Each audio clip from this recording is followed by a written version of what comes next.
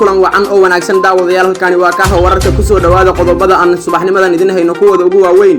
xog la helay oo tilmaamaysa in dawladda Soomaaliya gabi ahaanba ay mushaarkii ka joojisay General Dhibaan xildhibaan daahir Amin Jeesow Arin Layaab ka soo sheegay xarunta taliska hay'adda NISA gudiyada doorashooyinka dadban oo soo saaray jadwalka doorashada labada aqal ee baarlamaanka Soomaaliya ra'iisul wasaare Roble oo soo dhaweeyay jadwalka doorashada oo ay soo saareen gudiyada doorashooyinka dawladda Soomaaliya oo sheegtan in saraakiil ka tirsan al-shabaab ay ku dishay gobolka Shabeellaha Hoose iyo dawladda Sacuudi Carabiya oo wax ka bedel ku sameysay xilliyadii salaada iyo dhaleeceyn Layaab leh oo arintaas ay kala kulantay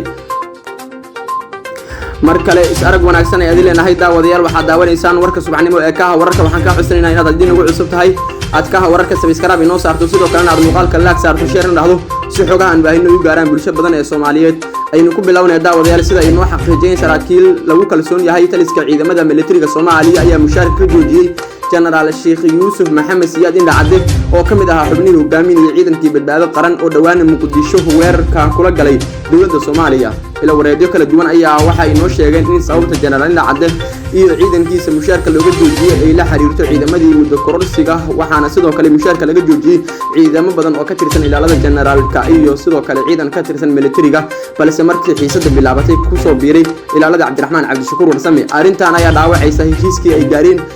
waa guddi ka socday ciidamada badbaado qaran iyo ra'iisul wasaaraha Soomaaliya Maxamed Xuseen Roble kaas oo ka dhigay in aan laga argudan karin ciidankii dilay muddo kororsiga ciidamadii diidanaa muddo kororsiga ma wada sina mushaar joojinta hase yeeshee waxaa laga joojiyay qayb yar oo ciidankaasi ka tirsan kuwaas oo markii hore qaadan jiray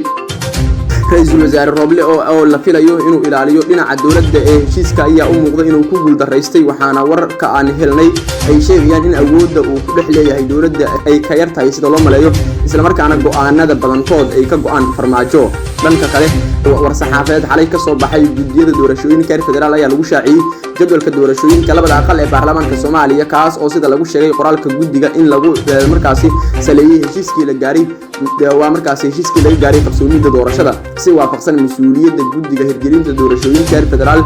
oo ku soo saaraan hirgelinta doorashooyinka degdega ah waqtigeeda ku dhacda xor iyo xalaal ah iyo baahida loo qabo in la bilaabo geedi socodka doorashooyinka iyadoo oo laga hortagayo dib u dhac dambe waxa uu shaacinayaa jadwalka ugu dambeeya ee doorashooyinka iyadoo la raacayo shaxda doorashada 29 Juun habraacidii 17 Sebtembar iyo 27 May lagu heshiiyay oo ay si wada jir ah u wada saxiixeen dhammaan madaxda maamulada dawladda federaalka ee Soomaaliya ayaa ugu yiri qoraalka gudiga 17 ilaa 23 bishan ayaa loo asteeyay in lagu soo gudbiyo liiska musharaxiinta kuraasta aqalka sare ee baarlamaanka Soomaaliya kaas oo laga sugayo madaxda maamul goboleedyada dalka 25 ilaa 28 bishan Juulaay ayaa loo asteeyay in la qabto doorashada senatarada aqalka sare ee baarlamaanka Soomaaliya iyadoo natiijada doorashadaas lagu dhawaaqi doono 1 Agoosto 2022 labada ilaa iyo 11 bisha soo socota ee Agoosto waxaa la soo xuli doonaa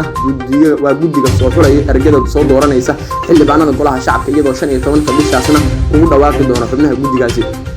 20 ilaa 25 Agoosto ayaa loo asteeyay in la soo gudbiyo liisaska ergada doorashooyinka iyadoo 10 Sebtembar la shaacin doono liiska kama dambaysta ah ee ergada waxaana 11 Sebtembar ilaa 10 Oktoobar la sii doonaa tababar la xiriira qabashada doorashada loo qabto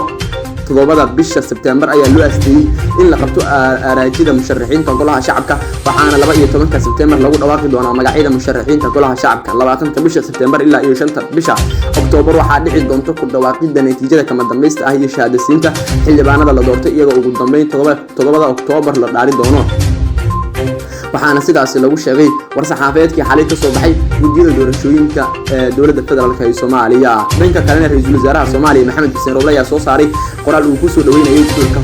jadwalka hanaanka doorashooyinka labada aqal ee baarlamaanka Soomaaliya jadwalkan waxa xalay soo saaray gudiyada doorashooyinka federaal waxaan soo dhaweynaynaa ayuu yiri oo bogaadinaya jadwalka ay shaaciyeen gudiyada maamulaya doorashooyinka ee heer federaal kaas oo si faahfaahsan u qeexaya xilliyada iyo qaabka ay u dhacayaan doorashada aqalka sare iyo goobaha shacabka iyo golaha shacabka ee baarlamaanka federaalka ee Soomaaliya ayuu yiri ra'iisul wasaare Roble ra'iisul wasaaraha oo dawlad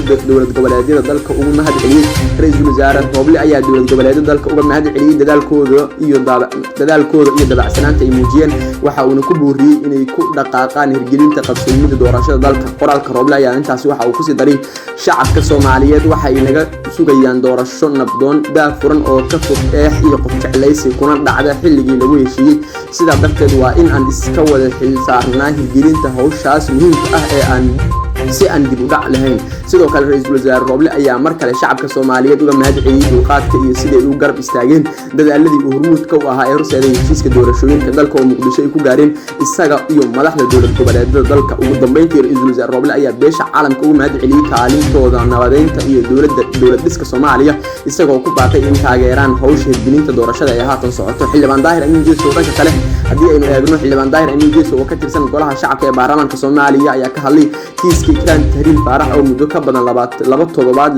la yahay sida ay hooyadeedba sheegtay waxa uu codsi u diray bulshada iyo hay'adaha kala duwan ee dowladda Soomaaliya isagoo ka dalbaday in si wadajir ah looga qayb qaato baadigoobka Ikraan oo nolol iyo geeri lagu leeyahay xildhibaan Jeesow oo tilmaamay inuu yahay mudanaha baarlamaanka ku metela Ikraan Tahriir ayaa sheegay in looga wacay xarunta taliska hay'adda nisa isla markaana la tusay muuqaal muujinaya gaarigii ay raacday Ikraan markii cid ugu war dambeysay sidoo kale xildhibaanka ayaa sheegay in la aqoonsaday gaariga ay raacday gabadha maqan kaas oo laga lahaa taliska nisa isla markaana ay socdaan baaritaano ku saabsan sidii loo ogaan lahaa halka markaas la aaday gabadha xildhibaan Daahir Amiin Jeesow ayaa bulshada Soomaaliyeed ka codsaday in la joojiyo wararka aan xaqiiqada ahayn ee baraha bulshada lagu faafinayo isla markaana cid xog ka haysa gabadhaasi asaga si gaar ah ay ula soo wadaagto xildhibaanka ayaa soo bandhigay lambarka telefonkiisa ee lagala soo xiriiri karo wuxuuna bulshada ka codsaday in la soo xiriirto cidii warkaysa Ikraan nolol iyo geeri intaba waxaan ka codsanayaa ummadda Soomaaliyeed gaar ahaan cidii wax macluumaad ah ka hayso meesha ay ku sugan tahay gabadhaasi in aniga oo ah adeerkeeda xildhibaankeeda ay ila soo xiriirto arintan waxayna xanuujinaysaa markaas arintan waana xanuujinaysaa naga daaya wararka aan saxda ahayn gaar ila soo xiriira xataa haddii wax la qarinayo ay jiraan ila soo wadaaga aniga ayuu yiri xildhibaan Daahir Amiin Jeesow dhanka kalena daawadayaal qaybaha dambe ee warkayga in ku sii dhownahay boqortooyada Sacuudi Carabiya ayaa wax ka bedel ku sameysay shuruucdii adkeed ee markaas xirista dukaamada iyo goobaha ganacsiga xilliga salaada oo ay hadsan jeer maalintii sida uu baahiyay wargeys caan ah oo xiriir dhow la leh dowladda oo ay soo xigatay Reuters Sacuudiga ayaa dabciyan waa markaas dabcinaya shuruudahaas ayada oo xilligaas si furnaan karaan ganacsiyada isla markaana laga dukaamaysan karo talaabadan ayaa qayb ka noqonaysa go'aamo hor leh oo boqortooyada Sacuudiga oo sameynayso markaas waxa loogu yeeray talaabadan ayaa qayb ka noqonaysa go'aamo hor leh oo ay boqortooyada Sacuudigu sameynayso waxa loogu yeeray casriyeynta boqortooyada midaasi oo looga gol leeyahay in bulshada caalamka iyo shirkadaha indhahooda lagu soo jeediyo dalkaasi go'aanka cusub oo markaas lagu waramayo inay gaareen golaha guddiga Sacuudiga ayaa waxa uu soo afjari doonaa 10 sano oo ahayd in dhammaan dukaamada la xiro ugu yaraan nus saac inta lagu jiro salaada maalinlaha ah ee muslimiinta si looga hortago ciriiriga isu imaatinka sugitaanka dheer ee markaas talaabooyinka ka hortagga ee lagula dagaalamayo coronavirus iyo in la ilaaliyo caafimaadka dadka wax iibsanaya waxaan ka codsanaynaa milkiilayaasha dukaamada iyo ganacsiyada inay furnaadaan dhammaan saacadaha shaqada oo ay ku jiraan waqtiyada salaada xafiiska warbaahinta ee dowladda Sacuudiga ayaa ka gaabsaday inuu ka jawaabo dalab ay dirtay wakaaladda wararka Reuters oo la xiriira go'aanadan cusub si looga helo faahfaahin dheeri ah si kastaba go'aanada taxanaha ah ee wax looga bedelayo